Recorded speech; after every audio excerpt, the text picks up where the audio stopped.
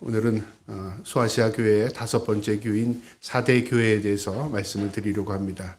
하나님께서 반모섬에 유배당했던 요한에게 계시를 통해서 앞으로 되어질 일들을 하나하나 보여주시면서 먼저 성도의 상태가 어떤가를 먼저 보여주십니다. 그러니까 여기서 말하는 교회는 그 성도의 상태입니다. 어떤 성도는 첫사랑을 버린 성도가 있었고요. 어떤 성도는 믿음, 소망, 사랑은 가지고 있었으나 자기도 모르게 우상 숭배하는 성도도 있었고요. 어떤 성도는 신앙생활을 하는데 음행하는 성도가 있었습니다. 영적인 의미죠. 또 어떤 성도는 살아있으나 죽은 성도가 있었고요. 또 어떤 성도는 뜨뜻미지근한 차지도 않고 덥지도 않은 그런 성도가 있었다 그 말이죠. 그래서 하나님께서 그 성도들을 향해서 회개하라 하는 말씀입니다. 그러니까 촉구는 회개입니다. 고쳐라, 돌아오라 그 말이죠. 오늘 이 4대 교회는 어떤 교회냐면요. 칭찬이 하나도 없었습니다. 에베소 교회 같은 교회는 전통적인 믿음을 지키고 있지만 사랑이 없었습니다. 네 첫사랑을 회복해라. 그렇게 해서 하나님께서 그들을 칭찬하시고 또 그들을 책망하신 내용도 있었습니다. 그런가 하면 책망이 없이 칭찬만 한 교회가 있습니다. 그래서 서마나 교회 같은 또 빌라델피아 교회 같은 교회는 하나님께서 그들을 칭찬하시면서 끝까지 이 고난 가운데 너희 믿음을 지키고 충성해라. 그러면 네가 생명의 면류관을 얻을 것이라. 하나님께서 그들을 칭찬하고 격려했던 그런 교회도 있었습니다. 그런가 하면 오늘 이 4대 교회는 칭찬이 하나도 없습니다. 전혀 없었다 그 말이죠. 오늘 이 4대 교회를 통해서요. 오늘날 교회들의 모습을 보이는 것 같습니다. 우리가 예배 전에 우리 청년들 찬양할 때요. 제가 오늘 말씀을 준비했던 것들을 이 찬양을 통해서 그냥 다 그대로 응답받는 것 같아요. 하나님이 원하시는 예배가 뭘까요? 하나님이 원하시는 예배는 근사하고 아름답고 웅장한 예배가 아니라 내가 제물되는 예배를 하나님 받으십니다. 내가 죽는 겁니다. 그 의미가 뭐냐면 내가 드려진다. 내가 제물되었다 그 말이죠. 그러면 내가 죽는 겁니다. 우리 주님이 우리를 구원하시기 위해서 우리를 대신 대속의 죽음을 죽으시고 우리를 구원해 주셨습니다. 그것처럼 우리가 하나님 앞에 죽는 것은 내가 하나님 앞에 제물되는 것인데요. 내가 죽어야 되죠. 어떻게 죽을 수 있을까요? 그것은 영적인 죽음인데요. 내가 죄인임을 깨닫고 회개하는 겁니다. 그게 죽은 겁니다. 나에겐 소망이 없습니다. 주님의 은혜 없이는 난 구원받을 수 없는 존재입니다. 회개하는 거죠. 통회하는 겁니다. 그러면 하나님께서 예수 그리스도의 보혈의 은혜를 덧입혀 주셔서 우리가 새로운 생명이 되는 겁니다. 그러면 이제 하나님 앞에 하나님의 백성으로 서는 거죠. 오늘 우리 이 청년들이 찬양한 그 첫 번째 찬양이 바로 그런 의미입니다. 하나님이 원하시는 예배가 뭐냐? 우리가 제물되는 것이다. 그 제물이 뭐냐? 하나님 앞에 죄인임을 고백하고 회개하는 것이다. 그 말이죠. 요한에게 보여줬던 이 성도의 모습은 바로 그겁니다. 어떤 교회는 이것도 있고 칭찬받을 일도 있고 책망받을 일만 있는 교회도 있지만 공통점이 뭐냐면요. 회개하는 것입니다. 돌아오라 그 말이죠. 너희가 잘못된 길로 갔다면 돌아오라 그 말입니다. 오늘날 한국교회에게 하나님께서 그런 메시지를 주시는 게 아닌가. 그걸 우리가 깨닫게 됩니다. 오늘 이 4대 교회는 어떤 교회냐면요. 두아디아 교회. 이 두아디아 교회가 가장 북쪽에 있었는데 두아디아 교회에서 남동쪽으로 이동합니다. 그러면 이제 교회가 에베소 교회, 서모나 교회, 버가모 교회, 두아디아 교회, 그 다음에 4대 교회, 필라델피아, 라우디아 교회 이렇게 쭉 원형으로 시계 방향으로 돌죠. 그래서 두아디아 교회에서 남쪽으로요 48km 정도에 있는 거점 도시입니다. 이 도시는 발달한 도시인데요. 로마가 집권하기 전에도 무역이 왕성했던 지역인데요. 두아디아나 그 다음에 다른 지역에서 양피를 그러니까 목축을 해서 양피를 가죽을 벗겨서 가공하잖아요. 그러면 이 가공한 것 또 이런 것들을 다 어디로 4대 쪽으로 가지고 옵니다. 그래서 4대에서 이것을 집결해서 다시 재가공을 해서 상품으로 만들어서요 무역을 합니다. 그래서 지중해 지역으로 내보냅니다. 그러니까 무역의 거점 도시였습니다. 그러니까 여기서 사업하는 사람이 굉장히 많았겠죠. 그러니까 상업적이고 무역적으로 발전된 도시였습니다. 그것뿐만 아니라 지중해 무역을 중심으로 했던 이 4대 지역은요 양털과 염색이 발달했습니다. 그래서 모든 걸 집결해서 지중해로 내보내기도 하고 지중해 지역에서 들어오는 또 이 모든 것들을요 그 수출품들을 받아서 그 다음에 또 내륙으로 이 퍼뜨리는 그런 거점 도시였기 때문에 로마가 이 지역을 탈환했습니다. 그래서 AD 한 180년경에 지배하게 되는데요. 사대가. 이 사대 지역에는 교회도 굉장히 컸지만요. 또 나름대로 사람들이 그 세상적인 것들을 많이 추구하고 살았습니다. 그래서 그들이 섬기는 신을 보면 대충 이 사람들이 뭐를 추구하는지 알게 되는데, 이들이 섬긴 신이 있었습니다. 이들이 섬긴 성은 제우스 신의 딸이었습니다. 그 신이 어떤 사람이 시벨라 신입니다. 여자 신인데요. 이 시벨라 신은 어떤 신이었냐면은 무녀입니다. 무녀. 그러니까 예언의 신이었습니다. 앞으로 어떻게 되어질 것을 알기 원하면 그 신에게 찾아가서 묻는 거죠. 오늘날 우리가 사람들, 안 믿는 사람들 무당 찾아가서 내가 앞으로 뭘 해야 되죠? 어떤 일이 있습니까? 안 믿는 사람들 묻잖아요. 점집에 찾아가서 묻듯이 이 시벨라 신이 예언의 신, 그 다음에 무당의 신이었습니다. 그러니까 사람들이 그 당시에 무역을 하고 그 다음에 상업을 일으키고 하다 보니까 어떤 게 중요할까요? 앞으로 되어질 경기, 앞으로 무엇을 하면 돈을 벌까? 이런 게 예민하잖아요. 오늘날 돈 있는 사람들이 앞으로 되어질 경기에 대해서 굉장히 예민합니다. 지금은 떨어지지만 언젠가 또 올라갈 거야. 또 올라가지만 언제는 떨어질 거야. 그 곡선을 잘 이해하면 그 사람들 나름대로 사업을 잘 운영하는 거죠. 이 당시에 무역을 하는 사람들도 그런 마인드가 있었습니다. 그러나 이것은 누구도 모릅니다. 앞으로 되어질 일들은 인간은 예측이 불가능한 거죠. 그래서 이 신, 무녀의 신에게 가서 묻는 겁니다. 그래서 이 사대 지역의 신은요, 시벨라 신이었습니다. 그에게 묻고 그에게 제단을 바치고 했던 우상이었죠. 그러니까 믿는 사람도 사업을 하다 보면은 왠지 불안하기 때문에 이 신을 찾아간다 그 말이죠.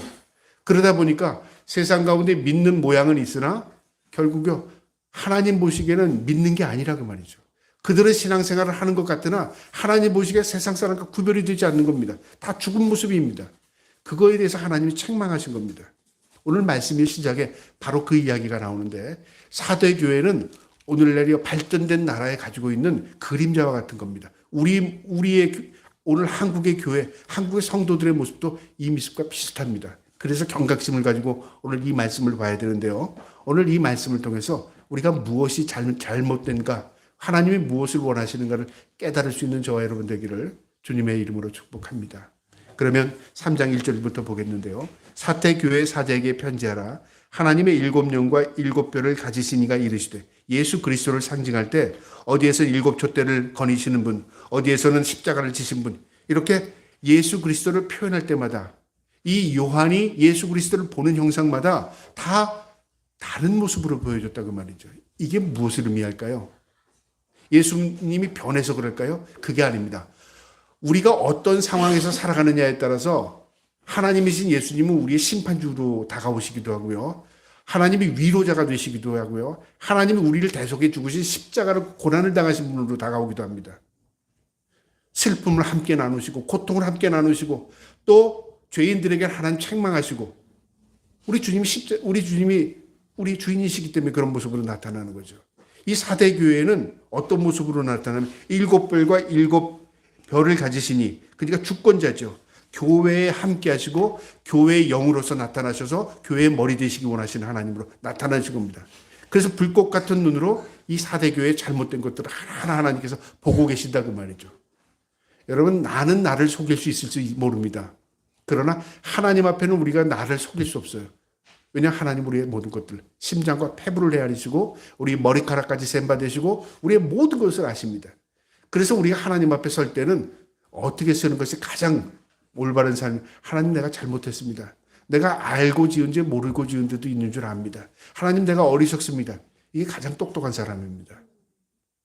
왜냐하면 하나님보다 우리가 똑똑할 수 없고요. 하나님보다 의롭을 수 없습니다. 우리 하나님 앞에 다 모두 죄인입니다. 죽을 수밖에 없는 존재입니다.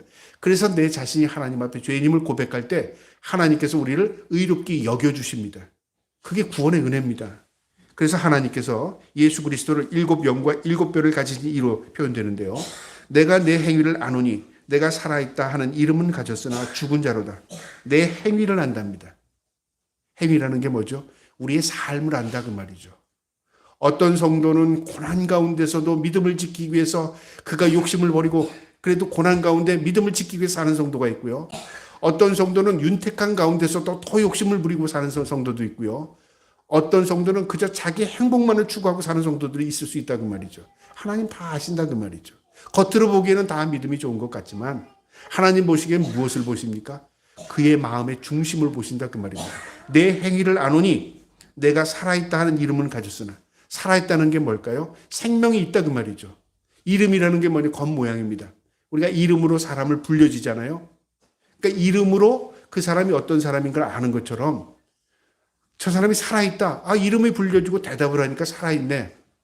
겉으로 보기에는 모양은 신앙은 살아있는 것 같이 보여지는 거죠. 다른 사람이 볼 때요. 그런데 하나님이 보시는 게 중요한 거죠. 우리가 서로를 볼 때 저 사람 믿음 있어. 저 사람 믿음 없어. 목사가 볼 때 아, 저 사람 믿음 있어. 그래도 하나님 보시기에 믿음 없어로 볼 수 있고요. 또 목사가 볼 때 아, 저 사람 믿음 없는 것 같아. 그래도 하나님 보시기에 믿음 있는 사람이 있을 수 있습니다.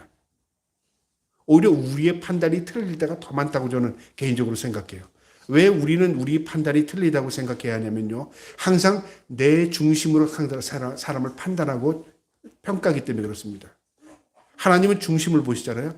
하나님 평가는 뭐냐면 이 4대 교회 성도들이 자신을 스스로 살아있다고 표현한 거죠. 우리는 믿음 좋아, 살아있어. 그렇게만 했는데 하나님은 너희는 죽었구나. 죽었구나. 문제가 심각합니다. 죽어가는 게 아닙니다. 이미 죽었다고 선언한 겁니다. 여기에 심각함이 있습니다. 왜 하나님께서 그렇게 선언하셨는가 보시기 바랍니다. 2절에요. 너는 일깨어 그 남은 바 죽게 된 것을 굳건하게 하라. 이 요한에게 이 편지를 써서 이 4대 교회 지도자에게 보내는데요. 지도자에게 뭐라? 죽은 것을 살려내라는 말이 아닙니다. 죽은 것을 봤다 그 말이죠. 근데 그 옆에 사람들도 죽는지 모르고 죽어가고 있어요. 대부분 죽었다 그 말이죠. 만약에 한국교회를 하나님 보시면서 한국교회가 죽었구나.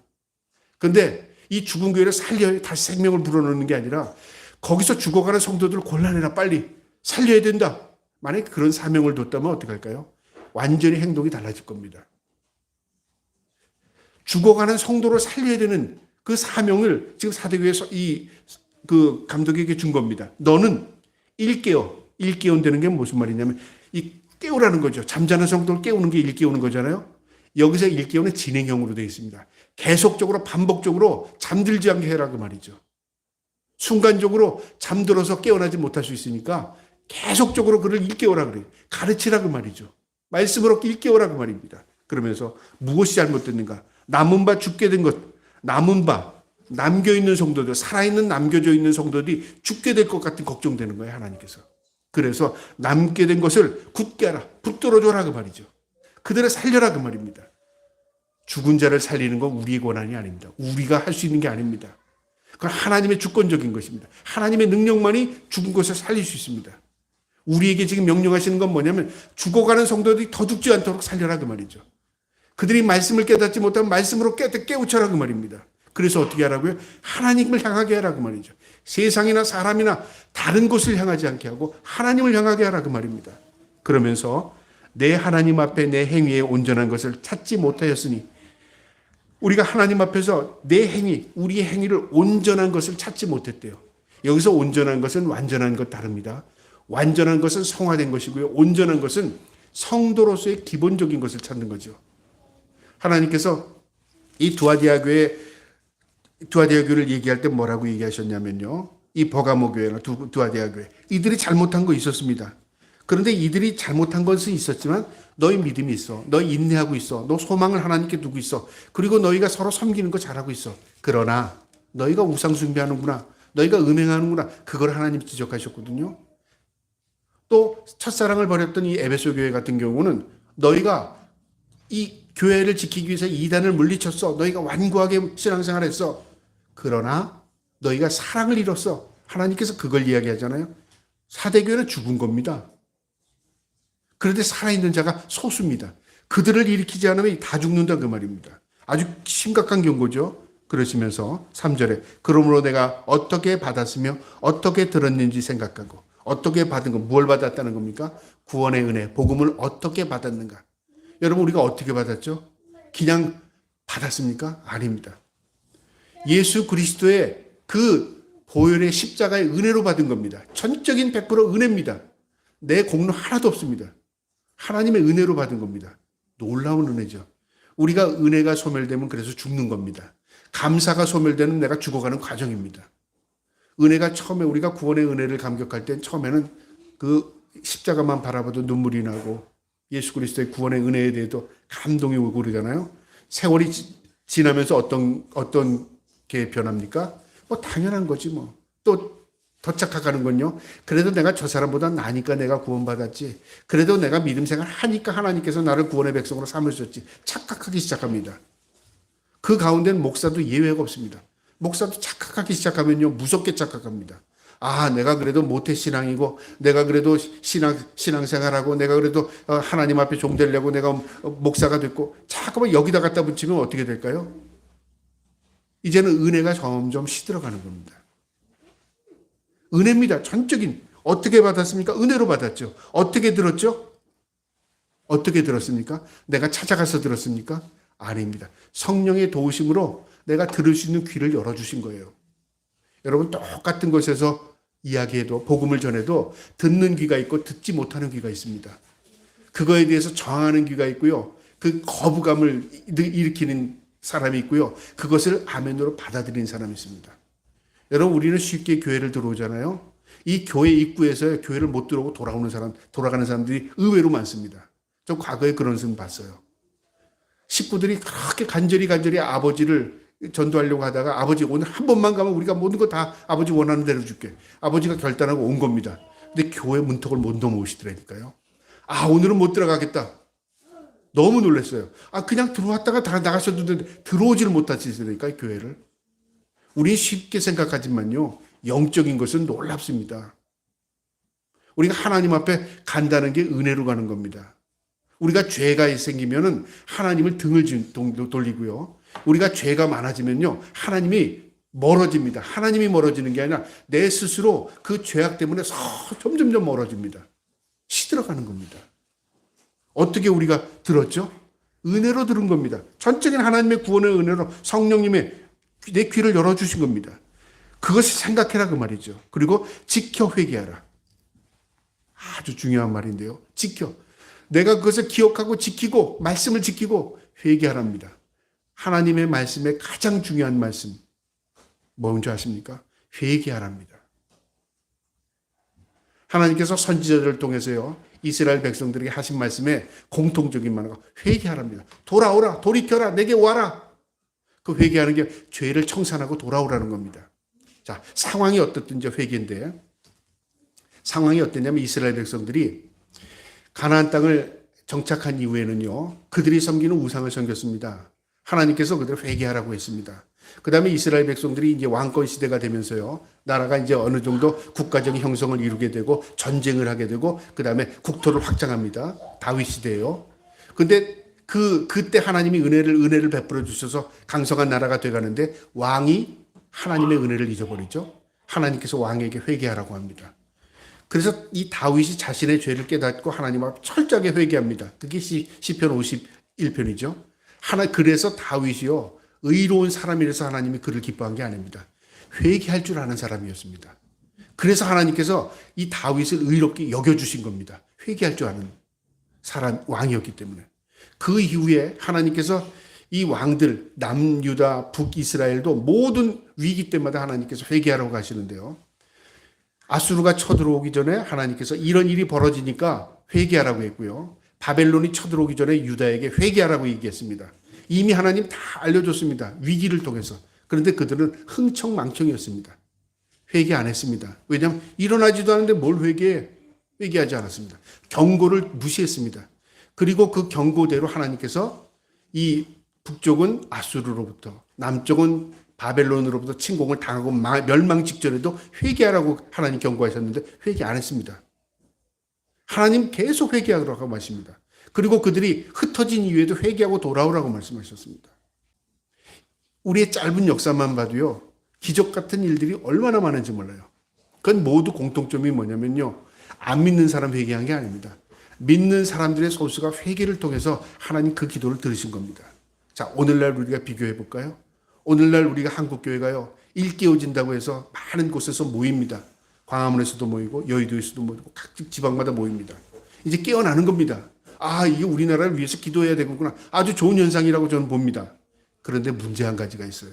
뭐가 있냐면 어떤 목사님도 회개해야 합니다.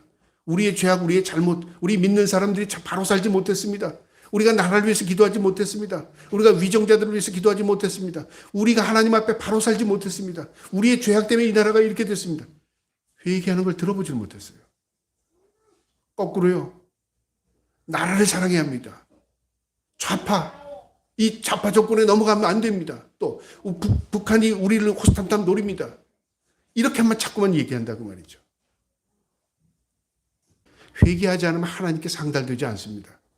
지금 많은 사람들이 모여서 하는 건 뭐냐면요. 서로 상대에게 손가락질하는 거예요. 우쪽은 좌측에 손가락질하고 좌쪽은 우측에 손가락질해요. 나라가 지금 어떻게 돼? 분열이 되고 있습니다.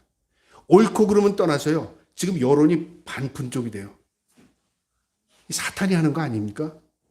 오히려 모여서요. 우리가 회개하면 어떻게 될까요?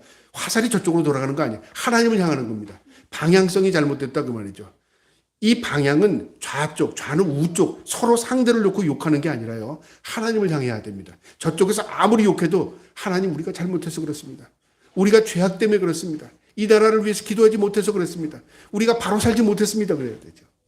그러면 어떻게 할까요? 하나님이 들으신다 그 말이죠. 그래, 저런 사람들이 다 어떤 사람들이 어떻게 하든 너희가 하나님 앞에 지금 바로 살려고 하는구나. 너희를 위해서도 하나님 회복시켜 주시겠다. 하나님 소수를 하나님 구별하십니다. 여기도 뭐라고 그러셨죠? 남은 자들. 그래서 성경의 신학사상 가운데 중요한 사상이 있는데 남겨진 사상입니다. 남은 사상. 구루터기를 남겨라. 남은 사람을 하나님께서 다 남깁니다. 소돔과 고모라를 무너뜨릴 때도 어떻게 하셨죠? 롯의 가정을 하나님께서 빼내십니다. 하나님은 의인을 찾으시지 악인의 숫자를 세시지 않습니다. 의인이 10명만 돼도 하나님 소돔과 고모라 구원하셨습니다. 의인이 10명이 되지 않은 겁니다. 어디에서 어떻게 하는 게 중요한 게 아니라 우리 자신이 저부터 회개해야 될 거를 깨달아야 되는 거죠. 하나님 회개합니다. 내가 목사로서 바로 살지 못해서 그런 것 같아요. 하나님 내가 복음을 전한다고 해놓고 딴 것 전하지 않았습니까? 제가 지난주에 이 교회를 걸어오면서 황사가 넘으시면서 걸어오면서 아침에 이런 생각이 들더라고요. 아, 우리 교회가 연약한 교회인데 저도 이제 은퇴할 때가 얼마 남지 않은 것 같은데 만약에 이 이후에 우리의 지금 성도들이 교인들이 특별히 청년들이 생각이 나더라고요. 뭔 생각이 나냐면 그 목사님 엉터리였어. 내가 지금 신앙생활을 보니까 그 목사님 아닌 것 같아. 그러면 어떡하지? 내가 올바른 목회를 하고 있는 건가? 내가 진짜 우리 청년들에게 우리 성도들에게 옳은 길을 제시하는 건가? 내가 지금 바른 길을 가면서 이쪽이 생명의 길입니다. 내가 지금 그것을 전하고 있는 건가? 만약에 내가 목회를 마치고 나서 노후에 우리의 성도들을 만났을 때, 예, 그때 신앙생활 했죠. 그런데 하나도 변함없이 그냥 묵묵하고 그냥 또 신앙생활 하고 있다면 변화가 없다면 어떻게 되지? 제 아내가 물어보게 제가 그런 얘기를 했어요. 나 이번 주에 그런 생각이 들더라고. 너 목사 바로 하고 있어? 너 옳은 길 가고 있어? 옳은 말씀 전하고 있어? 그게 염려된다고. 그런 생각이 드는 겁니다. 물론 모두가 그런 생각을 하겠죠, 목사님들이. 그런데 왠지 오늘날 이 한국 상황을 보니까 그런 생각이 드는 겁니다. 어떤 사람이 그래요. 한국교회 기독교인들이 제대로 살지 못해서 나라가 있다. 맞습니다. 국회의원 3분의 1이요. 제대로 하나님의 말씀대로 행하고 살았다면 정직했다면 나라 이런 꼴 되지 않습니다.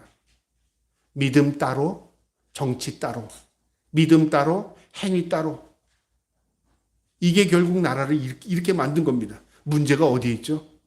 나라 정치를 잘못해서요? 아닙니다. 기독교인들이 하나님 앞에 바로 살지 못해서 그렇습니다. 내가 바로 살지 못해서 그랬어요. 목사가 바로 서지 못해서 그랬어요. 성도가 바로 살지 못해서 그런 겁니다. 그래서 하나님께서 회개하라고 말합니다.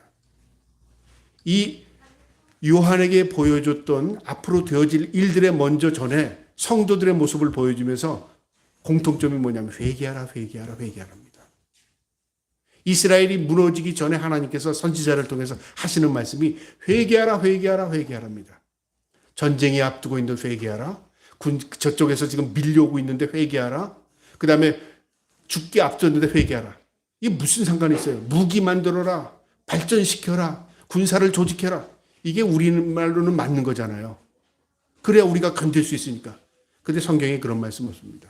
바벨론의 군대가 쳐들어오게 회개하라고 그랬고요. 아수르가 밀물처럼 밀려오기 전에 회개하라고 그랬습니다. 왜 회개하라고 그랬죠? 그게 살 길이기 때문에. 그러면서 오늘 제가 기도할 때 그랬죠.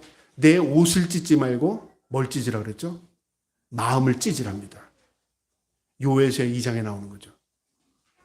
우리는 겉모양만 통회하는 것 같아요. 근데 실질적으로 내 마음을 찢어야 됩니다. 우리가 내가 잘못해서 나라가 이렇게 된 겁니다. 내가 하나님 앞에 깨어나면 하나님 나에게 긍휼을 베푸실 겁니다. 그래서 회개해야 하는 것입니다. 이 4대 교회가 다 죽은 겁니다. 그래서 하나님께서 죽어가는 사람들 몇일 있을지라도 이들이 회개하고 돌아오길 원한 겁니다. 그러므로 내가 어떻게 받았으며 어떻게 들었는지 생각하고 지켜 회개하라.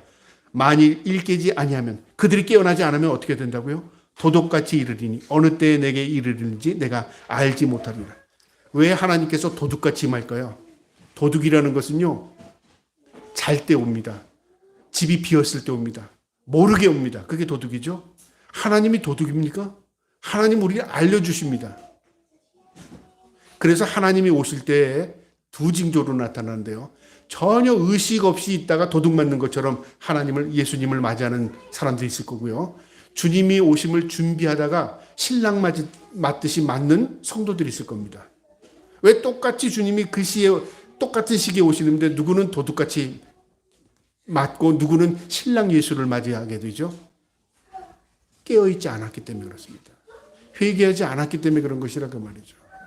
그래서 우리가 어떤 상황에 있든지 나 하나님이 회개하는 것, 나 하나님 앞에 바로 사는 것, 그게 나라를 구하는 일입니다. 소돔과 고모라가 무너져도 하나님께서 이 롯의 가정을 지키기 위해서 천사를 보내셨다니까요. 거기서 이끌어내셨습니다. 나 혼자 살기 위해서 회개하란 말이 아닙니다. 나라를 위해서 회개하라는 겁니다.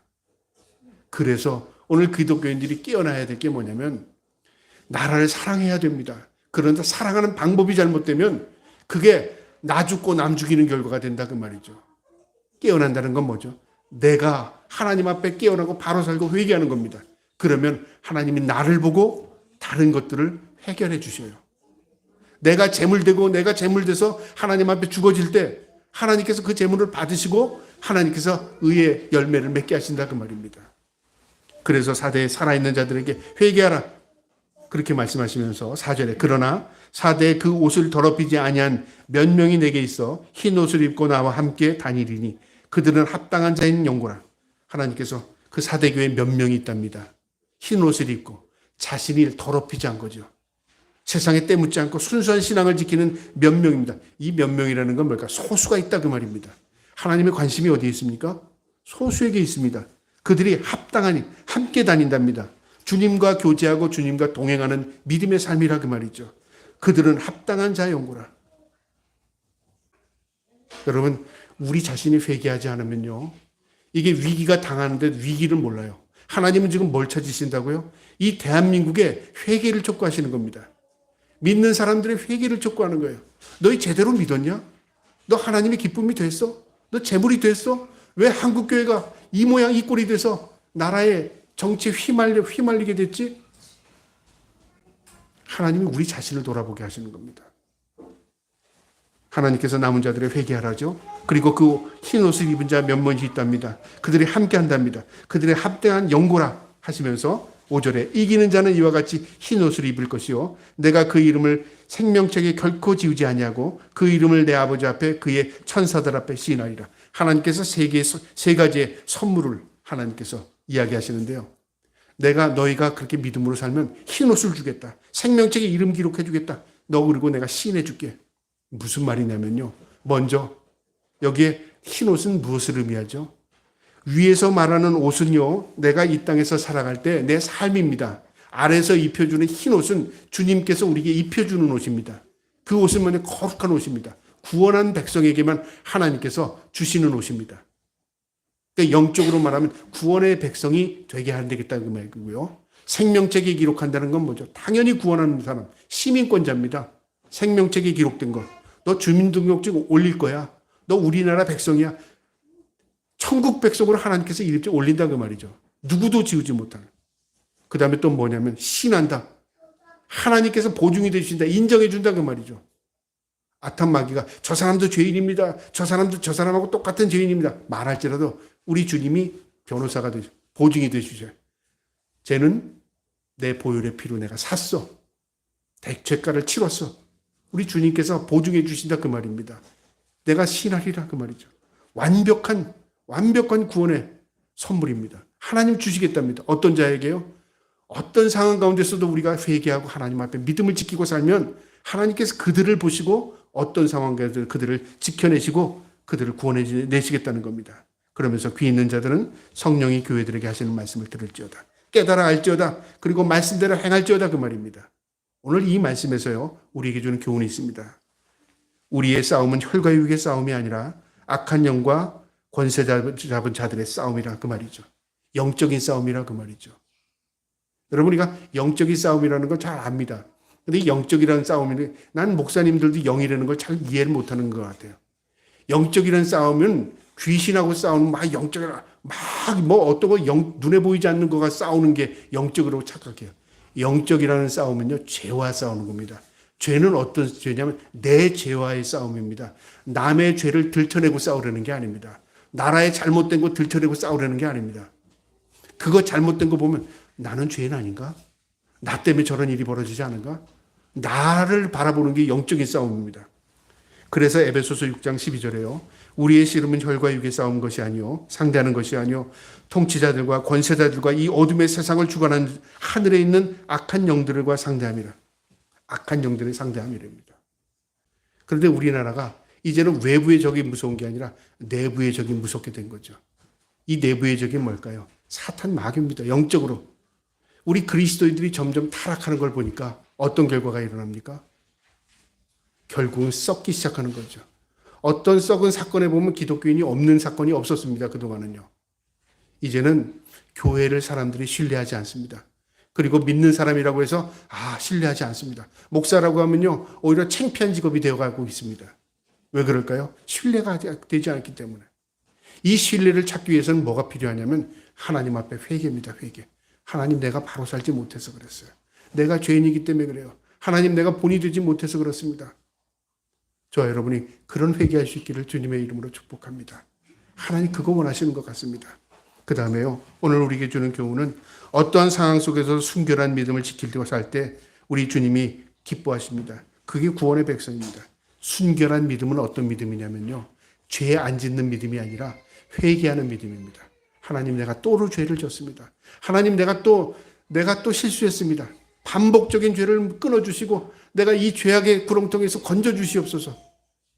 내 자신을 자꾸만 동요해서 다른 거 하지 않고 내 마음을 찢어야 된다 그 말이야. 내 마음을 통해야 된다 그 말입니다. 그래서 하나님께서 이 사택교회의 살 길은 뭐였습니까? 회개하라. 돌아오라. 그리고 하나님 앞에 바로 서라는 겁니다. 저와 여러분이 이 나라를 위해서 기도할 뿐만 아니라 내 자신의 죄악들, 잘못이 있다면 하나님 회개하게 하셔서 하나님의 은혜로 이 나라가 회복되는 역사가 일어나게 해주시옵소서. 저와 우리 모두가 하나님 앞에 통회하고 자복할 수 있기를 주님의 이름으로 축복합니다. 마지막으로 이 교훈은요, 우리 주님은 믿음의 승리자에게 천국을 약속하셨습니다. 천국이요. 다른 거 약속하시지 않았어요. 우리가 이 땅에서 항상 눈으로 보니까 내가 저거 갖고 싶다. 하나님 주시옵소서.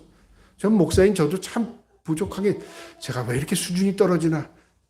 저도 사람인지라 뭐 누가 안 되면 누구 직장 가게 해주세요. 누가 또 예를 들어서 뭐 어렵지 않게 해주세요. 우리 자녀들 어떻게 해주세요. 기도하면서 너 뭘 기도하냐 그런 생각이 들 때가 있어요. 하나님 그건 모르실 것 같아. 중요한 건 뭐냐면 너 올바로 살고 있어. 그래서 기도를 하려고 하다 보면 잠깐만 기도의 양이 줄어드는 것 같아가지고 이것도 다 하실 것 같고 저것도 다 하실 것 같고. 근데 뭐가 중요하냐면 고백이 하나님 고백을 듣고 싶은 것 같아요. 하나님, 내가 또 오늘 죄를 지었습니다. 또 잘못했습니다. 하나님, 내가 또 오늘 하나님 말씀대로 살지 못했습니다. 그거 하나님이 원하시는 것 같아요. 흰 옷을 입힌다고 그랬잖아요. 생명책에 기록해 준다고 했습니다. 하나님이 인정해 주신답니다. 보증시켜 준다신답니다. 어떻게 하는 자에게요? 우리가 하나님 앞에 회개하고 통회하고 할 때 하나님이 우리에게 약속해 주십니다. 내가 너와 함께 하겠다. 여러분 다른 거 없습니다. 우리가 무엇 달라, 무엇 필요하다 하나님 다 아십니다. 근데 더 중요한 게 뭐냐면 내가 필요한 것을 하나님께 알려야 되죠. 구하라고 했으니까요. 근데 일용할 양식을 구하라고 그랬죠. 그 다음에 뭐를 하나님께 구하라고 그러죠. 내 죄를 하나님 앞에 죄악에서 구별하여 주시고 죄에 물들지 않게 하시고 죄를 구별할 수 있어서 죄를 회개할 수 있도록 하나님 앞에 은혜를 간구하는 겁니다. 나 하나가 하나님 앞에 바로 설 때 가정이 올바로 서고요. 가정이 올바로 설 때 이웃들에게 하나님의 영광이 드러납니다. 그리고 그리스도인들이 이 땅에서 하나님 앞에 믿음을 고백하며 살면요. 하나님은 나라의 주인 되십니다. 그 하나님께서 이 나라 회복시켜 주실 줄 믿습니다. 저 여러분이 우리 자신을 돌아보면서 하나님 앞에 통회하고 자복하고 나라와 민족을 위해서 먼저 우리 자신을 고백하고 그 다음에 나라를 위해서 기도할 수 있는 저와 여러분 되기를 주님의 이름으로 축복합니다. 아멘.